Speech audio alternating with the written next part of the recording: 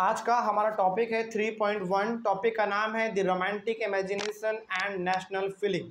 देखिए इस टॉपिक में हम लोग क्या पढ़ने वाले हैं, इसको जानने से पहले थोड़ा सा हम आपको पीछे का रिकैप कराना चाहेंगे, क्योंकि पीछे वाला हिस्सा भी हमारा इस टॉपिक से कनेक्टेड है। देखिए पीछे कुछ क्लासों में बेसिकली हम लोगों ने जब से इस चैप्टर को शुरुआत किया है तब से लेकर हम लोग अभी तक ये पढ़ते आ रहे हैं कि दुनिया में सबसे पहले डेमोक्रेसी यदि किसी कंट्री में हासिल किया गया तो वो फ्रांस बना हमारा। और फ्रांस से ही अगल बगल वाले कंट्री ने वहाँ से इंस्पिरेशन लिया, उनको भी लगा कि हमारे यहाँ भी कैसा सिस्टम होना चाहिए, फ्रांस के जैसा ही कुछ सिस्टम होना चाहिए। यानी कि उन लोगों को भी जो आइडिया है वो फ्रेंच रेवोल्यूशन से मिला। उन लोगों ने भी अपने राजा के खिलाफ प्रोटेस्ट करना शुरू किया। उन लोगों को भी लगने लगा था कि हमारे यहाँ पे भी डेमोक्रेसी आए। यानी कि पूरी तरीके से हम लोग ये कह सकते हैं कि लोगों के अंदर, पूरे यूरोप के लोगों के अंदर अब ये भावना धीरे धीरे बढ़ चुका था कि किसी भी हाल में डेमोक्रेसी को हासिल कर लेना है। और उसको बार बार इंस्पायर कौन कर रहा था? फ्रांस कर रहा था, क्योंकि फ्रांस में ऑलरेडी वैसा सिस्टम था, बढ़िया वाला सिस्टम था। जब से लुईस 16 हटा था वहाँ पे क्या आ चुका था, एक तरीके से अच्छा वाला सिस्टम आ चुका था। तो फ्रांस उसको बार बार इंस्पायर कर रहा था। और जितने भी हमारे बड़े बड़े फिलोसफर थे या फिर जो बड़े बड़े बुद्धिमान लोग थे मिडिल क्लास के, वो लोग भी लोगों को जाके समझाते थे कि भाई अपने राइट के लिए लड़ो, राजा के खिलाफ लड़ो, उनके सिस्टम को ख़त्म करो, अपने डेमोक्रेसी को यहाँ पर लेकर आओ। तो उनको अलग अलग प्रकार से पुश किया गया ताकि वहाँ पे वो अपने कंट्री में डेमोक्रेसी लेकर आ सके। ठीक है, ये हम लोग जानते हैं। लेकिन यहाँ पे ना एक बहुत बड़ा रोल है रोमांटिसिज्म का। रोमांटिसिज्म का मतलब आपको समझाते हैं। अच्छा, हमने आपको 9th में भी बताया था कि जिस वर्ड के लास्ट में ISM लग जाए समझ जाएगा कि वो बात कर रहा है एक विचारधारा का, यानी कि एक आइडियोलॉजी का बात कर रहा है। जैसे फॉर एग्जांपल बताते हैं आपको, आप पढ़ते हैं नेशनल, नेशनल के लास्ट में लग गया ISM, क्या बन गया? नेशनलिज्म बन गया, है कि नहीं? नेशनल का मतलब क्या होता है? पूरा देश। लेकिन नेशनलिज्म लग गया यानी कि लास्ट में ISM लग गया, इसका मतलब हो गया वो एक विचारधारा, एक आइडियोलॉजी। और नेशनलिज्म का मतलब क्या बन गया? नेशनलिज्म का मतलब होता है कि देश से प्यार, देश से लगाव, देशभक्ति अपने अंदर होना। तो मतलब कि जिस वर्ड के लास्ट में ISM लग जाएगा वो एक प्रकार के विचारधारा को रिप्रेजेंट करेगा, एक आइडियोलॉजी को रिप्रेजेंट करेगा। लेकिन यहाँ पे वर्ड है क्या हमारा? रोमांटिक। और रोमांटिक के लास्ट में जो हमारा वर्ड लग जाए ISM तो हमारा वो बन जाएगा रोमांटिसिज्म। ठीक है, तो रोमांटिसिज्म के मतलब को आप पहले समझिए, उसके बाद आपको रोमांटिक इमेजिनेशन समझ में आएगा। रोमांटिसिज्म का मतलब है a cultural movement to develop a particular form of national sentiments. मतलब यहाँ पे ना इस चैप्टर के कॉन्टेक्स्ट में, यानी कि इस चैप्टर के संदर्भ में क्या मतलब है रोमांटिसिज्म का, वो हम आपको बताते हैं। देखिए आपको मालूम चल गया कि लोगों को अलग अलग प्रकार से इंस्पिरेशन मिल रहा था अपने यहाँ पे डेमोक्रेसी लाने के लिए। लेकिन इस टॉपिक में हम लोग ये पढ़ेंगे कि अलग अलग प्रकार के ना प्रेम गीत भी लिखे जा रहे थे। और रोमांटिक इमेजिनेशन का मतलब यहाँ पे ये है कि बहुत रोमांटिक गाने लिखना, रोमांटिक देशभक्ति वाला गाना लिखना, और रोमांटिक अलग अलग जगहों पर ड्रामा करना। ड्रामा मतलब जो हम लोग देखते हैं ना बेसिकली अपने स्कूल के प्रोग्राम में भी करते हैं, उस प्रकार के ड्रामा करना, ताकि लोगों को इन सब चीज़ों से भी जोड़ा जा सके। यानी कि प्रेम गीत लिखना, कविता लिखना, उस कविता में कभी कभी एक प्रेम और प्रेमिका के बारे में जिक्र कर देना, या फिर उस कहानी में या फिर उस कविता में देश के प्रेम के बारे में जिक्र कर देना। मतलब कि तरीके से रोमांटिक इमेजिनेशन का मतलब यहाँ पे है कि लोगों को इंस्पायर करने के लिए ना बहुत ही अच्छे अच्छे मनमोहक चीज़ें भी लिखे जा रहे थे, ताकि लोगों को बार बार निराश ना होना पड़े। जैसे हम लोग क्या करते हैं, लगातार मान लीजिए कि बहुत टेंशन वाला दिन हमारा चल रहा है या फिर बहुत लाइफ में उतार चढ़ाव है, तो हम लोग क्या करते हैं बेसिकली एक मूवी देख लेते हैं या फिर कहीं घूमने चले जाते हैं, जिससे हमारा माइंड फ्रेश हो जाता है। उसी प्रकार से ये लोग ना पूरी तरीके से प्रोटेस्ट कर रहे हैं, राजा के खिलाफ आंदोलन कर रहे हैं, तो इनको भी बार बार मोटिवेट करने के लिए कुछ ना कुछ लिखना पड़ेगा। ऐसा गीत लिखना पड़ेगा जिसको कि ये लोग सुन के अपने आप को मोटिवेट समझे, ताकि इनका कभी भी एनर्जी लूज ना हो और ये कंट्री के प्रति हमेशा अपने राजा के खिलाफ लड़ना चाहेगा। तो रोमांटिक इमेजिनेशन का मतलब यहीं पे यही चीज़ है कि अलग अलग प्रकार से लोगों को उत्साहित किया जा रहा था, कविताएं लिख के, ड्रामा चला के, फिर से कहानी लिख के, अलग अलग प्रकार के चीज़ों से, और उसमें भी अच्छे अच्छे गीत, है ना। चलिए अब इसमें क्या लिखा हुआ है आगे देखिए। अच्छा, इससे क्वेश्चन ये बन सकता है कि द रोल ऑफ, ऐसे लिखेगा question, what are the role of romanticism in national feeling. इस प्रकार से क्वेश्चन आ सकता है, तो उसके लिए हमारा ये कुछ पॉइंट है वो आप लिख दीजिएगा, ठीक है। देखिए ध्यान से, पहला पॉइंट यहाँ पे तो रोमांटिसिज्म का था, वो हमने आपको बता दिया। वो बेसिकली क्या एक तरीके का आइडियोलॉजी है, जिससे कि अलग अलग प्रकार के विचार क्रिएट किए जा रहे थे, कविताएं लिखे जा रहे थे, ताकि लोग अपने आप को कनेक्टेड समझे, है ना। आगे सबसे पहला पॉइंट इसमें है, the development of nationalism did not come about only through Wars and territorial expansion. अब जरा एक बात यहाँ पे समझिए, क्या देशभक्ति यानी कि देश से प्रेम, देश से लगाव अपने अंदर क्या केवल इस वजह से आता है कि युद्ध करने चले गए, बहुत बड़े हिस्से को हम जीत लिए, तो क्या अपने अंदर देशभक्ति आ जाएगा, यानी कि देश से हम प्यार करने लगेंगे? नहीं, इसके लिए जरूरी है कि हमारे अंदर कुछ ना कुछ अलग प्रकार की भी चीज़ें डाली जाए, मतलब कि अच्छा सा गाना लिख दिया जाए। जैसा इसका ना बेहतरीन एग्जाम्पल देते हैं हम आपको। जैसे कहीं पे यदि भारत का नेशनल एंथम जब बजने लगता है, जैसे जन गण मन बजने लगता है, तो हम लोग क्या समझते हैं कि अरे भाई हम लोगों के बीच में कितना ही लड़ाई झगड़ा क्यों ना हो जाए, लेकिन जब ये गाना बजता है तो हम हर आदमी क्या समझता है कि हम भारतीय हैं, और भारतीय हैं मतलब कि ये भारत का गाना बज रहा है।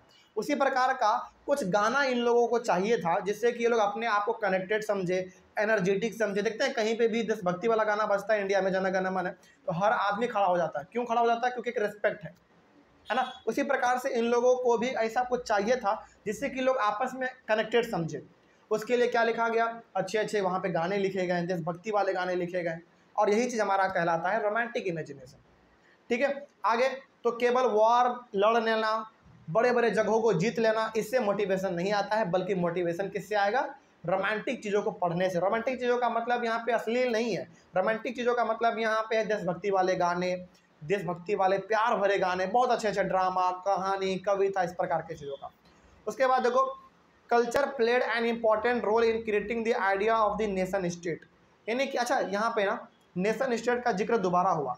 हमने आपको बार बार बताया था कि दो स्टेट आपको बार बार आगे मिलेगा, पहला मॉडर्न स्टेट और दूसरा नेशन स्टेट।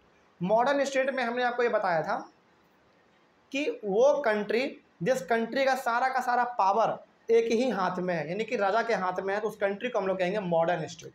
लेकिन नेशन स्टेट किसको कहेंगे फिर? वो कंट्री जिस कंट्री का पावर राजा के हाथ में नहीं है, बल्कि वहाँ के लोगों के हाथ में है। वो किस रूप में? लेजिस्लेटिव, एग्जीक्यूटिव, जुडिशियरी, इस प्रकार के फॉर्म में यदि है तो उसको हम लोग कहेंगे नेशन स्टेट। तो नेशन स्टेट का मतलब एक अच्छा स्टेट, एक अच्छा कंट्री। मॉडर्न स्टेट मतलब एक खराब कंट्री, ठीक है, जहाँ पे कि पावर जो है राजा के हाथ में होगा, जो कि एक मोनार्की को दर्शाएगा, ठीक है। लेकिन नेशन स्टेट किसको दर्शाता है? डेमोक्रेसी को दर्शाता है। तो डेमोक्रेसी क्रिएट करने के लिए या फिर अपने यहाँ पे डेमोक्रेसी वाला सिस्टम लाने के लिए कल्चर भी एक बहुत बड़ा रोल प्ले करता है। कल्चर का मतलब यहाँ पे हो गया कि अपना भाषा बोलना, अपना लैंग्वेज बोलना, अपना भोजन खाना, अपने कपड़े को पहनना, अपने वेशभूषे में रहना, ये भी किसको दर्शाता है? ये भी एक देशभक्ति को दर्शाता है। जैसे फॉर एग्जाम्पल मान लीजिए आप अमेरिका में चले गए, अमेरिका का कपड़ा पहनने का तरीका अलग है, अमेरिका में खाना खाने का तरीका अलग है, लेकिन वहाँ पे जाके भी यदि आप वही कपड़ा पहन रहे हैं जो भारत में आप पहनते थे, ये क्या दर्शाता है? ये दर्शाता है कि आप भारत से अभी भी जुड़े हुए हैं कि नहीं, यानी कि देशभक्ति आपके अंदर अभी भी है। जैसे आज भी आप अमेरिका जाएंगे तो वहाँ पे ऐसे बहुत सारे भारतीय महिलाएं हैं जो कि वहाँ पे साड़ी पहन रही हैं। क्या साड़ी क्या दर्शा? वो चाहते तो वहाँ पे जीन्स भी पहन सकते थे, शर्ट भी पहन सकते थे, लेकिन वो अभी भी साड़ी पहन रहे हैं। इसका मतलब ये दर्शाता है कि वो अपने कल्चर से प्यार करती हैं, है ना, उसको भारत से लगाव है, यहाँ के वेशभूषे से लगाव है। तो एक देशभक्ति का भावना आपके अंदर लगा रहे, पनपा रहे, बसा रहे, इसके लिए हमारा कल्चर भी बहुत बड़ा इंपॉर्टेंट रोल प्ले करता है, ठीक है। और कल्चर का वर्ड जब भी इस्तेमाल हो, समझ जाएगा कि मतलब ये बात कर रहा है अपने कपड़े का पहनावा, खाना पीना, भोजन, रहना, ये सब चीज़। आगे फिर देखो, arts, poetry, stories and music help to express nationalist feelings. जैसे arts, poetry, stories and music, यानी कि कुछ कविताएं हो गए, कहानी हो गए, म्यूजिक हो गए, या फिर कुछ अलग अलग प्रकार के पिक्चर हो गए, इन सारे चीज़ों का भी इस्तेमाल किया गया था लोगों के अंदर देशभक्ति फैलाने के लिए। अच्छा, जैसे सपोज कीजिए कि पूरे यूरोप में हर लोग अपने राजा को हटाना चाह रहा है, लेकिन ये लड़ाई तो लंबा चलेगा, लेकिन लंबा लड़ाई चढ़ेगा, उसके बीच में लोग कभी कभी डीमोटिवेट भी तो होंगे ना। उनको लगेगा कि यार कुछ हो नहीं रहा है, बेकार का ये सब चीज़ हम लोग कर रहे हैं, चुपचाप घर में बैठो। डीमोटिवेशन उसको मिलेगा, तो उसको मोटिवेट करने के लिए अलग अलग प्रकार के म्यूजिक बनाए जाते थे, ताकि वो अपने आप को कनेक्टेड समझे और अपने आप को वो हमेशा एनर्जेटिक समझे और वो हमेशा कभी भी थके ना, यानी कि अपने कंट्री से राजा वाला सिस्टम हटा के ही दम मारे। बेसिकली ये सब चीज़ इसलिए लिखा जा रहा था, कहानी, कविताएं या फिर म्यूजिक, इसलिए ताकि लोग अपने आप को एनर्जेटिक समझें। ठीक है, आगे, romantic artist and poets created a sense of collective heritage and a common cultural past. और उस समय पे जो अधिकतर हमारे यूरोप में रोमांटिक आर्टिस्ट थे, रोमांटिक आर्टिस्ट बोले या फिर पोएट बोले, इसका मतलब होता है वो इंसान जो कि बहुत ही अच्छे अच्छे कहानी, कविताएं या फिर गाना ये सब लिखा करते हैं, है ना। उसको हम लोग बेसिकली रोमांटिक आर्टिस्ट या फिर रोमांटिक पोएट्स भी कह देते हैं। तो इन सभी लोगों ने बहुत कोशिश किया कि हम लोग अपने कल्चर को दोबारा लोगों के सामने लाएं, है ना। जैसे हम लोग कहते हैं ना कि इंडिया का कल्चर कुछ और है, आज के लोग कुछ और कर रहे हैं। जैसे फॉर एग्जांपल मान लीजिए कि आज से यदि आप 100 साल पीछे चले जाएंगे तो भारत की लगभग हर एक महिलाएं जो शादीशुदा हुआ करती थी वो साड़ी ही पहनती थी, 100 साल पहले यदि आप चले जाएंगे। लेकिन आज की महिलाएं शादी होने के बाद भी जीन्स पहनती है। तो इसको हम क्या कहें, इसको हम ये कह सकते हैं कि आज भारत की महिलाएं अपने कल्चर को धीरे धीरे भूल रही हैं, ये कह सकते हैं हम लोग, बिल्कुल कह सकते हैं। तो ये रोमांटिक आर्टिस्ट या फिर जो पोएट थे, ये भी पूरे यूरोप में घूम घूम के ये बताना चाहते थे कि देखो हमारा जो कल्चर था ना पहले ऐसा था, हम लोग अपने कल्चर को धीरे धीरे खो रहे हैं, तो कहीं ना कहीं हमको अपने कल्चर को दोबारा बरकरार करने की ज़रूरत है। यानी कि एक तरीके से मोटा मोटी एक लाइन में कहा जाए तो इन लोगों का काम ही ये था, रोमांटिक आर्टिस्ट का, पोएट का, कि लोगों को पूरी तरीके से अपने कल्चर से जोड़ के रखो, अपने लोगों को जोड़ कर रखो और राजा के खिलाफ यानी कि मोनार्की के खिलाफ प्रोटेस्ट लगातार करते रहो, रुको मत कभी। ठीक है, ये चीज़ था। और इनको इंस्पायर करने के लिए समय समय पर अच्छे अच्छे गाना, कहानी, कविता, पिक्चर बनाते रहते थे ताकि लोग अपने आप को हमेशा मोटिवेट समझें, है ना। अच्छा, जैसे फॉर एग्जांपल मान लीजिए यदि सड़कों पर अचानक 1 लाख महिलाएं जब साड़ी पहन के केवल निकल जाएं, केवल साड़ी, तो कितना अच्छा देखने में लगेगा। हमको लगेगा कि अरे भाई ये तो भारत का एकदम पुराना कल्चर उजागर हो गया, बहुत अच्छा लगेगा। वही लोग ये ना घूम घूम के बताते थे कि देखो हमारा कल्चर पहले ऐसा था, वैसा था। लोगों को ये समझा रहे हैं कि अपने कल्चर को मत खो, मत गायब होने दो। आगे बढ़ते हैं फिर। उसके बाद लिखा हुआ है romantics such as German philosopher John Gottfried Herder. यहाँ पे एक रोमांटिक बेसिकली आप आर्टिस्ट कह सकते हैं जो कि जर्मनी से बिलोंग करते थे और वो एक फिलोसफर भी थे। फिलोसफर का मतलब जो किसी एक चीज़ों के बारे में नॉलेज देते हैं लोगों को, है ना, समझाते हैं। तो एक रोमांटिक आर्टिस्ट थे जो कि जर्मनी से बिलोंग करते थे और वो एक फिलोसफर भी थे जिनका नाम था John Gottfried हर्डर। claimed that true German culture was to be discovered among the common people, Das Volk। अब ये जो हमारे रोमांटिक आर्टिस्ट हैं जिनका नाम है जॉन गॉटफ्राइड हर्डर, इनका ये मानना था जर्मनी में खास करके, चूंकि ये जर्मनी से बिलोंग करते थे तो ये अधिकतर काम किसके लिए करेंगे, जर्मनी के लिए ही करेंगे। तो जर्मनी के लिए ये काम करेंगे। तो जर्मनी के लिए इनका कहना ये था कि जर्मनी का जो अपना कल्चर है, यानी कि जर्मनी के लोग जो अपने कल्चर को खो रहे हैं, वो तभी आ पाएगा जब यहाँ के इंसान यानी कि यहाँ के लोग अपने कल्चर को दोबारा आगे लेकर आएंगे। मतलब कि यहाँ पे ये आप कह सकते हैं कि जर्मनी के लोग धीरे धीरे अपने कल्चर को क्या कर रहे थे, खोते जा रहे थे, है ना, नए नए चीज़ों को वो अपनाते जा रहे थे। तो इनका ये कहना था वहाँ के लोगों से कि भाई अपने कल्चर को समझो, पहले हमारा कुछ और कल्चर हुआ करता था, पहले हम लोग अत्याचार को नहीं सहते थे, लेकिन आज हम लोग राजा के अत्याचार को सह रहे हैं। तो बेसिकली ये क्या कहना चाह रहा है, ये कहना ये चाह रहा है कि लोग अपने आप को जागरूक करें, है ना, राजा के खिलाफ लड़े, अपने हक की लड़ाई को मांगे, कोई दिक्कत। आगे बढ़ते हैं फिर। लेकिन हाँ, यहाँ पे ना जर्मनी में उस समय पे आम आदमी को कहते थे दास वॉल्क, याद रखिएगा। जैसे हम लोग यहाँ पे आम आदमी को सिंपली जनता कह देते हैं ना, जनता, आम आदमी, पब्लिक, उसी प्रकार से जर्मनी में आम आदमी को उस समय पे दास वॉल्क कहा जाता था। तो जॉन गॉटफ्राइड हर्डर का कहना ये था कि भाई अपने कल्चर को खोने मत दो, ठीक है, अपने कल्चर को हमेशा उजागर करके रखो और हमेशा अपनी लड़ाई को जारी रखो। आगे देखो फिर लिखा हुआ है John Gottfried Herder wanted to create a true spirit of nationalism through folk songs, folk poetry and folk dances. और ये जो जॉन गॉटफ्राइड हर्डर थे, ये क्या चाहते हैं, ये ट्रू स्पिरिट ऑफ नेशनलिज्म चाहते हैं। मतलब कि देशभक्ति की जो भावना है ना वो दिल के अंदर से आए। ऐसा नहीं कि 100 आदमी रैली में चल रहे हैं तो हम भी रैली में चले गए, मुर्दाबाद मुर्दाबाद का नारा लगा दिए और घर पे आके सुत गए, 10 साल उसके बाद गए ही नहीं। ऐसा नहीं होना चाहिए। इनका कहना यह था कि यदि अपने देश से प्यार करते हो तो दिल से करो, मतलब कि इसके लिए यदि मरना भी पड़ जाए तो मर जाएंगे, इस प्रकार का इनका ये कहना था। और इनका ये कहना था कि हम लोगों को, यानी कि बेसिकली आप ये कह सकते हैं कि ये ना लोगों के दिल में देशभक्ति का भावना फैलाने के लिए ये पुराने पुराने गानों का इस्तेमाल करते थे, उसको हम लोग कहते हैं फोक सॉन्ग। पुराने पुराने कविताओं का इस्तेमाल करते थे, जिसको हम लोग कहते हैं फोक पोइट्री। और पुराने पुराने डांसेस का भी इस्तेमाल करते थे, यानी कि बीच क्राउड में चले गए, वहाँ पे पुराने पुराने डांस करना, गाना गाना, कविताएं सुनाना, ताकि लोग अपने कल्चर को दोबारा समझ सकें। ठीक है, बेसिकली ये लोगों को इंस्पायर करना चाहते थे कि अपने कल्चर को कभी खोना मत और कभी भी अपनी लड़ाई को समाप्त मत करना, जो चल रहा है उसको चलने दो और जब तक वो मिल ना जाए तब तक रुको मत, ये इनका कहना था।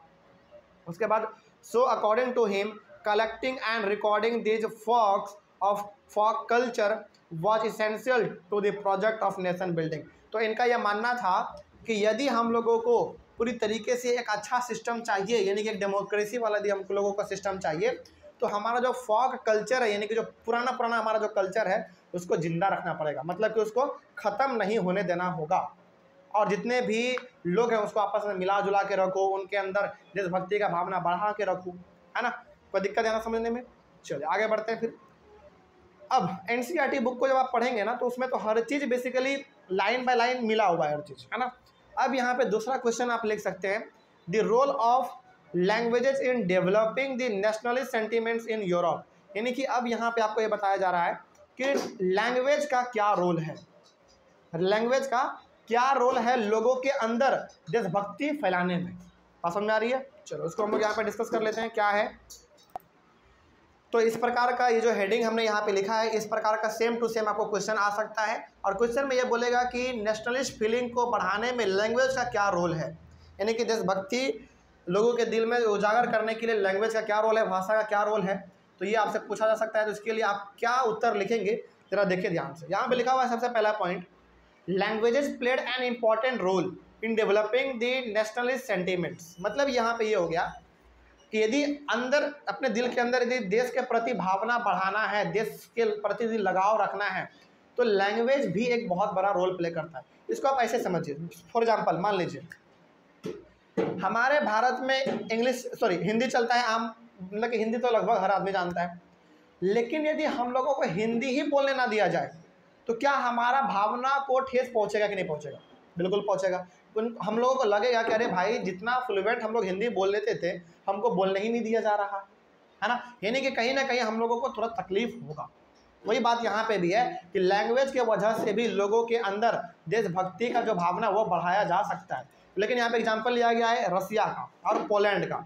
देखो जैसे यहाँ पे लिखा हुआ है, when Russia occupied Poland the Polish language was banned in schools and the Russian language was imposed everywhere. देखो पहले ना एक कंट्री दूसरे कंट्री पे हमला करता था, उसको जीत लेता था, यानी कि पहले लड़ाई पीट वाला जो माहौल था वो चलता रहता था। ये कंट्री उस पर हमला किया, वो उस पर हमला किया, वो उस पर हमला किया और करके जीत गया, अपने अंडर में ले लिया, वो चलता रहता था। तो उसी में से रसिया ने एक बार हमला किया पोलैंड पे और पोलैंड पे उन्होंने कब्जा कर लिया। और चूंकि अब पोलैंड पे कब्जा हो किसका गया, रसिया का हो गया, तो पोलैंड का लैंग्वेज कौन सा होगा? पॉलिश लैंग्वेज होगा। जिस प्रकार से हम लोग इंडिया में है तो इंडिया में आमतौर पर भाषा कौन सा हमारा है? हिंदी है। उसी प्रकार से पोलैंड के लोग पॉलिश लैंग्वेज बोलते थे और रसिया के लोग रशियन लैंग्वेज बोलते थे। अब चूंकि पोलैंड पे कब्जा हो चुका है रसिया का, तो पोलैंड के लैंग्वेज को पूरी तरीके से बैन कर दिया गया हर जगह पे। स्कूल, कॉलेज, यूनिवर्सिटी, ऑफिस, दफ्तर जो भी थे, मतलब पोलैंड में कह दिया कि पॉलिश लैंग्वेज अब यहाँ पे नहीं चलेगा, यहाँ पे लैंग्वेज चलेगा कौन सा? रशियन लैंग्वेज चलेगा। ऐसा क्यों हुआ? क्यों हुआ ऐसा? क्योंकि पोलैंड पे कब्जा हो चुका था किसका? रसिया का। तो रसिया के लोगों ने कह दिया कि देखो भाई अब हमारा कब्जा जो है पोलैंड पे हो चुका है, तो पोलैंड के लोगों को वही बात मानना पड़ेगा जो कि हम कहेंगे। तो सबसे पहले उन्होंने पोलैंड के लैंग्वेज को ही बंद कर दिया। तो अब ज़रा सोचिएगा, मतलब कनेक्ट कीजिए कि अब चलो भाई ठीक है, आपने पोलैंड पे हमला किया, आपने जीत भी लिया पोलैंड को, आपने अपने कंट्रोल में भी ले लिया पोलैंड को, चलो कोई बात नहीं है, लेकिन कम से कम हमको अपना भाषा तो बोलने दो, है कि नहीं? तो यहाँ पे पोलैंड के लोगों को बहुत ज़्यादा ठेस पहुँचा, क्योंकि एक तो इनके ऊपर हमला करके इनको जीत लिया गया, अपना गुलाम बना लिया गया, प्लस इनके लैंग्वेज को भी बैन कर दिया गया पूरी तरीके से, और रशियन लैंग्वेज को इस्तेमाल करने लगे ये लोग। आगे देखते हैं फिर। However polish was used for church gathering and for all religious instruction. देखो अच्छा, सबसे पहले आप यहाँ पे बताइए कि पोलैंड में बैन कौन सा लैंग्वेज किया गया? पॉलिश लैंग्वेज, जो कि वहाँ का खुद का लैंग्वेज था। और लैंग्वेज चालू कौन सा किया गया? Russian language.